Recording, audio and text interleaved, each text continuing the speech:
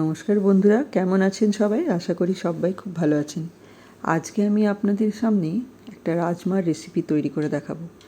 এই রেসিপিটা আমার দিদির থেকে শেখা। একেবারে ঘরোয়া পদ্ধতিতে ধাবা স্টাইলের টেস্ট আসবে। সত্যি বলছি বন্ধুরা, একবার বানিয়ে দেখবেন।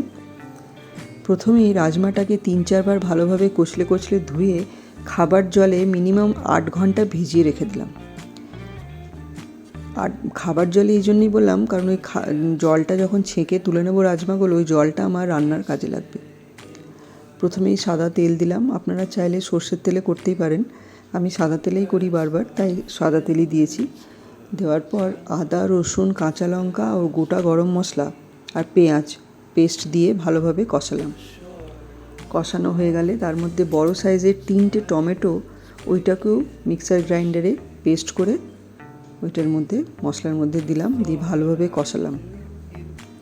কষানোটা সম্পূর্ণ হলে নুন, হলুদ, মিষ্টি দিয়ে ওই যে ভিজিয়ে রাখা রাজমাগুলো ছেঁকে তুলে ওই মশলার মধ্যে দিয়ে ভালোভাবে কষালাম। কষানোটা সম্পূর্ণ হয়ে গেলে ওই রাজমার ভেজানো জলটা ঢেলে দিলাম এবং তার সাথে আরও খানিকটা তার মধ্যে 3টে সেদ্ধ করা আলুও আমি দিয়েছি হাতে ম্যাশ করে। তাহলে কী হয়, জিনিসটা আরও ঘন হয়, বেশ ভালো লাগে। মাখা মাখা তরকারিটা হয় তো, খুব একটা তো ঝোল হয় না, ঝোল করি না আমি আর কি। ঝোল করতেই পারেন, ভাতের সাথে হলে একটু ঝোল ঝোল রাখতেই পারেন। দিয়ে দেওয়ার পর ওই রাজমা ভেজানো জলটা দিয়ে দিলাম, তার সাথে আরও খানিকটা জল দিলাম, কারণ রাজমা সেদ্ধ হতে একটু সময় নেয়। দিয়ে এইখানে একটা টিপস আছে। প্রথমে গ্যাসের ফ্লেমটা বাড়িয়ে একটা সিটি হয়ে যাওয়ার পর একেবারে গ্যাসের ফ্লেমটা সিম করে মিনিমাম 20 থেকে 25 মিনিট আপনাকে বসিয়ে রাখতে হবে। তারপর খানিকক্ষণ পর যখন খুলবেন, দেখবেন এইরকম একটা মাখো মাখো ব্যাপার।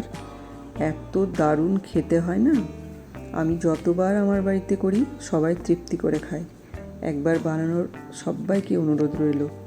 ভালো থাকবেন, আবার আসবো নতুন রেসিপির সাথে। দেখার জন্য অনেক ধন্যবাদ।